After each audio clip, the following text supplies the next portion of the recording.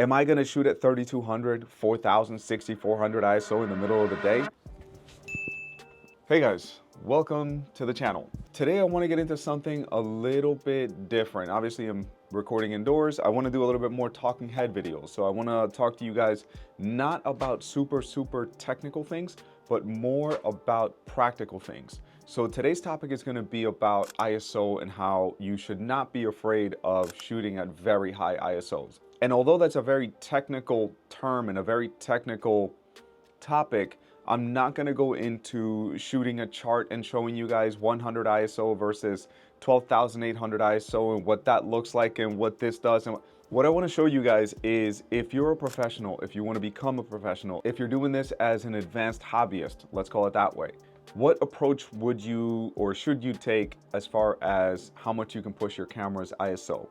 Now, back in 2008, I remember, I think it was 2007, 2008, Nikon came out with the D3 and the D700. All those cameras came out around the same time.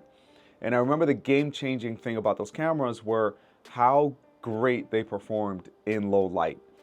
Ever since then, in my personal opinion, ISO performance has not really been much of an issue unless you shoot Canon. And although I say that and it sounds like I'm kind of joking, I kind of am and kind of not, for some time it did take a little bit for Canon to catch up where you could expand those files and push them a little bit more to not introduce green noise into your photo. Now that is actually a really good transition as far as grain. I do think that there is something a little bit charming, or there is something that makes it a little bit more styled if there is a little bit of grain in the photos for certain shots. So I'm not afraid of grain particularly. And especially now with AI and with being able to use the advanced noise reduction in Lightroom, it really is a non-issue to a certain degree. Point being, sometimes we'll go out and shoot and we'll have photographers that maybe have just started with us. They don't really know exactly the process, how we shoot. If they're assisting, I'm going to show them things. And I try to drill it into their heads that if you push your camera to 3200 ISO, to 6400 ISO, like some of the shots that you guys are seeing right now, it doesn't mean that the photo is junk. It doesn't mean that the photo is not going to be sharp, that it's not going to have detail, that the dynamic range has completely gone out the window. I think that a lot of photographers are afraid to push their ISOs because they think that it's just going to completely fall apart if they push it past 800.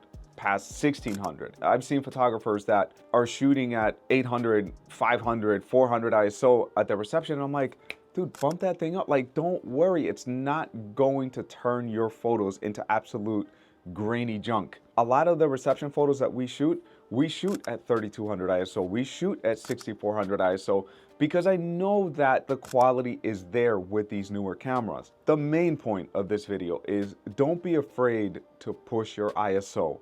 It's not gonna mess up your photos. In fact, I tell my photographers all the time, I would much rather take a photo that you captured that is sharp at 8000 ISO than take a photo that's completely blurry unintentionally because you were shooting at 400 ISO because you didn't want noise. The blurry photo that has no noise, I can't use. I can't deliver a photo that is blurry that is clean. I can deliver a photo that's a little bit grainy, that's sharp. So to me, it's outweighing during the different times of the day, or more correctly speaking, of the night, that is going to give you quality and a sharp image. Now, as far as your camera, whatever camera you're using, I would recommend searching what the native ISO is for your camera for photography. So for example, my Sony a7 IV has two native ISOs. It's 100 and 1000. Does that mean that I strictly shoot at 100 and 1000 ISO? No. 100 and 1000 ISO is going to give me the most range. It's going to give me the most quality. It's going to give me more latitude to play with. But I don't give if 1600, 3200 is going to be giving me a better image, a sharper image. I'm going to be shooting at those ISOs because that makes more sense. No couple has ever walked up to me and said, love the photos that you're doing. Tremendous.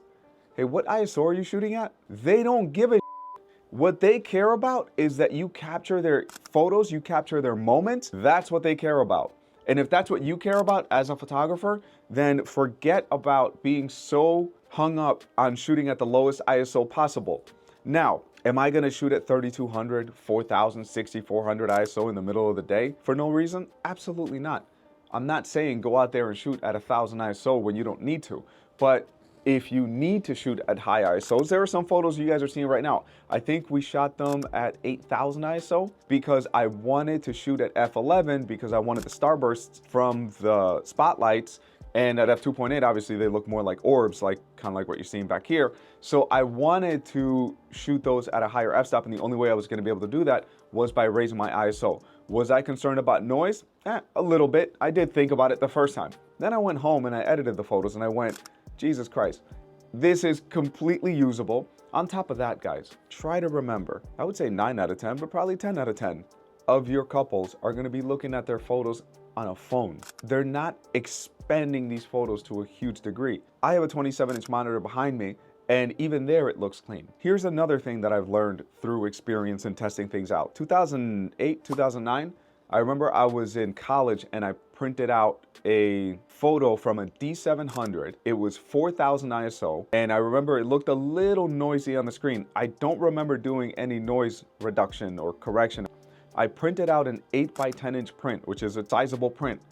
And I remember as it was printing out, I'm looking at it coming out of the printer, and I see how clean and smooth everything was. And it was a moment that made me realize, don't be afraid to push your ISO. So if a 15, more than that, if an 18-year-old camera can shoot at 4000 ISO and print out an 8 by 10 that's gonna be clean, if you're shooting with anything that was developed or came out in the last 10 years, you're gonna be absolutely fine. So that's the premise of this video. I hope you guys learned something. Go out there, push that ISO if you need to. If you don't need to, keep that thing low. Find out what your native ISOs are on your camera to give you the best quality, but don't be married to those numbers. Use what works for you. Get out there and have fun. If you made it to the end, thank you guys. Feel free to comment, like, subscribe. We appreciate all of that. Last week, we hit 20,000 subscribers, and I am extremely grateful to all of you that have subscribed. It happened 2 days before my birthday, so that was a very sweet birthday present. So thank you guys, and I hope you have a great week.